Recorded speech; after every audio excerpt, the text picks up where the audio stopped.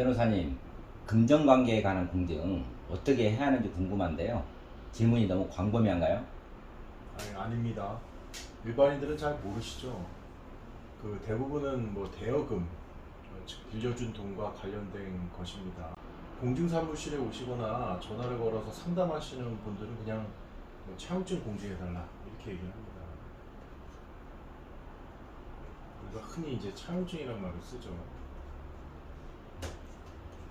차용증이란 말은 결국 그 대여계약, 이것도 계약입니다. 차용에 관한 계약인데 법률상 금전 소비 대차 계약이라고 합니다. 그 계약을 했다는 증명 서류 이런 의미입니다. 차용증. 그래서 정확하게 법률로 말하면 금전. 금전은 소비 대차, 소비물이라고 합니다. 대차, 빌린다는 뜻이죠. 소비 대차, 계약한 서류. 를 줄여서 차용증 이렇게 얘기를 하는 거예요. 네. 그러니까 이거를 이제 공증을 해달라. 여기다가 공증을 해달라. 어떤 사람들이 주로 물어보고 또 어떤 공증을 많이 하나요? 주로 이제 돈 빌려주는 채권자 분들이 문의하시는 경우가 많습니다. 그런데 이분들이 이제 실제로 원하는 내용을 물어보면 이 단순히 이제 차용증 같은 거를 증거로 남기겠다 뭐 이런 걸 넘어서 채무자 재산의 곧바로 강제 집행이 가능한 소비대차 공정증서, 약소고금 공정증서를 말씀하시는 경우가 대부분입니다.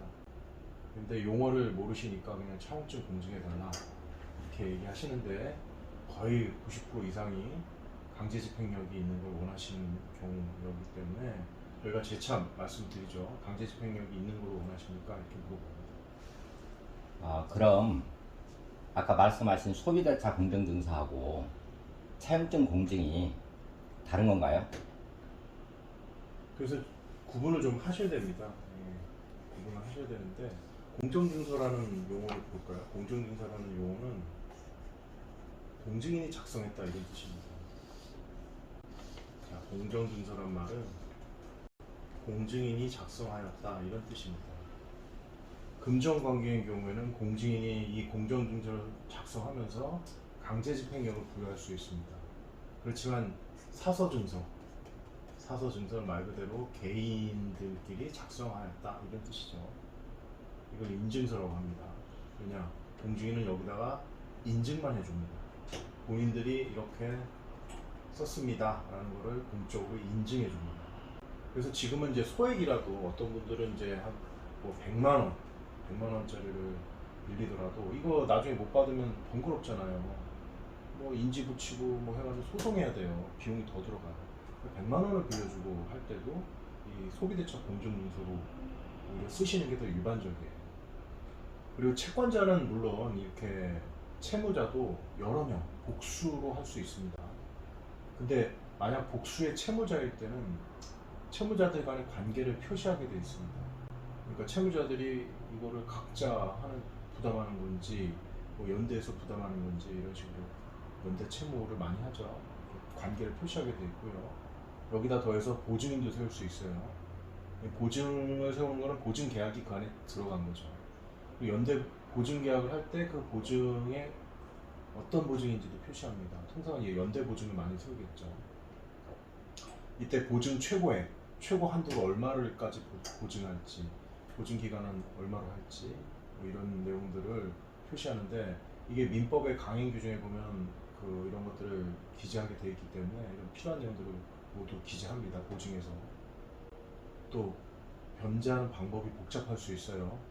예를 들어서 뭐 5천만 원을 1,000만 원 언제 받고 나머지 100만 원씩 분할할 수도 있고 여러 경우의 수가 있잖아요.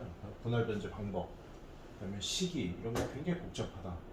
또 이율도 달라진다. 그럴 때는 이제 본인들끼리 합의한 별치 같은 거를 첨부해 주기도 하죠. 금융권 같은 경우에서는 그런 경우가 가끔 있습니다. 새마을금고라든지 이런 곳에서도 공증하러 오거든요. 다만 공정증서를 작성할 때 이자 제한법을 초과하는 이자율을 기재할 수가 없습니다. 현재 최고한도 이자는 연 20%입니다. 제가 받을 돈이 대여금이 아니라 임금이나 매매대금 이런 다른 명목이라면 소비대차 대여금이 아니라서 공정증서로 만들 수 없나요? 아까 제가 소비대차 공정증서라고 얘기하시니까 그럼 대여금이 아닌 돈은 공정증서로 못 만드냐? 그 강제집행령 때문에 그러시잖아요.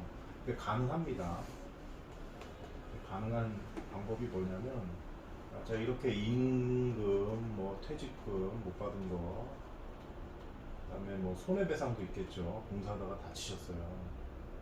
손해배상 합의를 하고 이거 다 재판 거치지 않고 합의가 될 수도 있잖아요. 그다음에 뭐 형사 합의금이 있을 수 있고 이혼하면서 뭐 위자료 이런 것도 할 수 있고 뭐 매매대금 그렇죠? 또 생각나는 게 뭐가 있으세요? 보증금 반환 또 임대보증금이죠. 생각나는 채무 또 뭐 있어요? 공사대금 또 채권 생각나시는 거. 그 소위 갯돈 이런 것도 가능한가요? 그렇죠. 갯돈도 가능합니다. 갯돈도 아, 돌려봐 개금이라 그러죠. 갯돈이요. 투자금 반환금이라 그러죠. 투자금 반환. 그러니까 모든 명목에 이제로 해서 어쨌든 돈을 줘야 되는 게 발생하잖아요. 어떤 경우도 해가지고 그렇죠. 네. 이런 금전을 반환한 걸로 다 귀가 되잖아요. 이거를 대여금으로 바꾸는 겁니다. 쭉 묶어서 하나의 대여금으로 만드는 겁니다. 그래서 이거를 원금으로 확정해서 하나의 대여금으로 만드는 거를 뭐라고 그러냐면 소비대차. 앞에 멋있는 말이 붙죠. 근데 이 준이라는 거는 소비대차랑 준한다. 원래 소비대차가 아니었는데 소비대차로 바꿔서 같다. 효력이 똑같습니다. 근데 이 시점에서 준소비타로 전환하는 계약을 했고, 그러니까 소비대차랑 똑같잖아요. 네. 그렇죠? 여기다가 이 내용 이제 공정증서에 물론 기재를 하죠. 이게 뭐 미지급한 퇴직금, 뭐 미지급한 손해배상 뭐 이런 식으로 이거를 오늘 대여금으로 전환한다 이런 내용을 기재하고 거기다가 강제집행령을 기재하면 되죠. 그래서 이거를 금전 준 소비대차 공정증서라고 설명한 것처럼 여러 건의 대여금 그리고 이자들을 못 받은 거 이런 것들을 섞어서 하나의 대여 원금으로 또 바꿀 수도 있겠죠.